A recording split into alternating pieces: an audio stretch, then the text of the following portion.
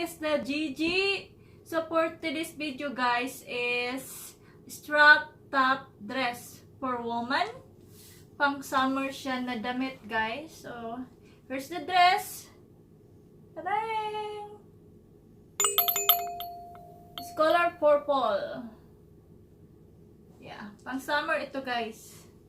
Meron siyang strap. So maganda siya, maganda ito pang ibabaw. Diba? So sexy! So, ayan, ilagay niyo dun sa title is a woman strap top dress. Or shirt. Lagay niyo doon. Anong brand is a Maurice? So, correct me guys if I'm wrong. Yeah, i-correct ko ninyo guys kung mali akong ginaingon. Kay, I'm open-minded. So, ayan yung brand niya. And then, size large. Made in Indonesia.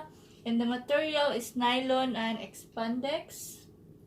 So, it's machine washable. Ayan. Ayan. And then, yep.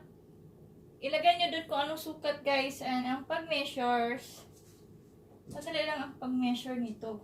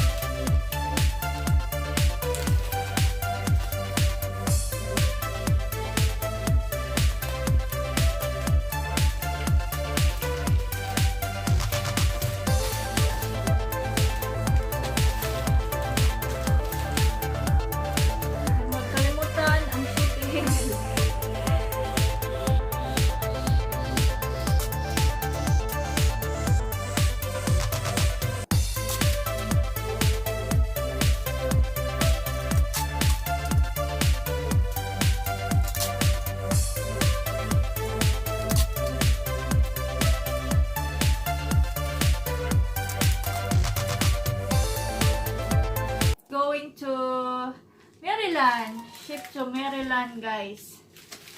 So, I decided, guys, to open an online business because it's more convenient on me. So, kasi mas madali sa akin ang mag-business online, guys, kaysa magtrabaho. Kasi ang hirap dito pag winter magtrabaho. Yun kasi iniisip ko, guys. Kasi nandito ako sa northern part of America and napakalamig dito pag winter. Negative talaga siya, guys. Negative degrees. Sobra pa sa pressure yung lamig. As in, sasakit talaga yung buto ko sa sobrang lamig, guys. Tagos hanggang buto yung lamig. Lalo na pag month of January dito, guys. So, I decided nga mag-online business na lang. Kasi, online business management kasi yung tinapos ko, guys. So, gusto ko siyang gamitin talaga sa pag-negosyo. And, ano pa ba? Yan. So, gusto ko ma-improve pa yung aking natutunan. And, gusto ko din makipag-mingle sa mga American. Kaya, dati talaga, takot ako mag-negosyo, guys. Kasi I don't have enough idea. And then, paano ko sila kausapin? Kasi itong napapansin ko noon na ang dami talaga nilang mga slang word dito na hindi ko maintindihan. Kaya ginagawa ko, nagsisearch talaga ako sa Google o kaya tinatanong ko yung asawa ko kung anong ibig sabihin. So now, I learn a lot. And then, natuto na ako makipag-mingle sa mga customers, sa mga American people o iba-ibang lahi. As long as na marunong lang tayo mag-English ng konti. Hindi naman talaga kailangan na fluent pala talaga sa English. Kasi yun talaga ang inaano ko noon, guys. Kailangan fluent po na ako sa English. Hay, pastilan ng Bisaya. Tabay! Shout out mga Bisaya. Diha, mga dong, mga day. Isod yun, basta Bisaya. Kay gahad yung tag bigkas. So, ayun. Hirap talaga. Yeah, it's a challenge to have a business, guys. So, challenge ko talaga ang sarili pa. At lalo pang lumago. And, kung bago pa lang kayo sa channel ko, guys, please subscribe, like, and share. Kung may natutunan kayo today, please pakishare na din to, guys, sa mga friends nyo or sa kamag-anak nyo o kahit sino na interesado sa ganitong topic. And thank you for watching, guys, and see you next time. So, don't forget, this is the Jijie. Bye-bye!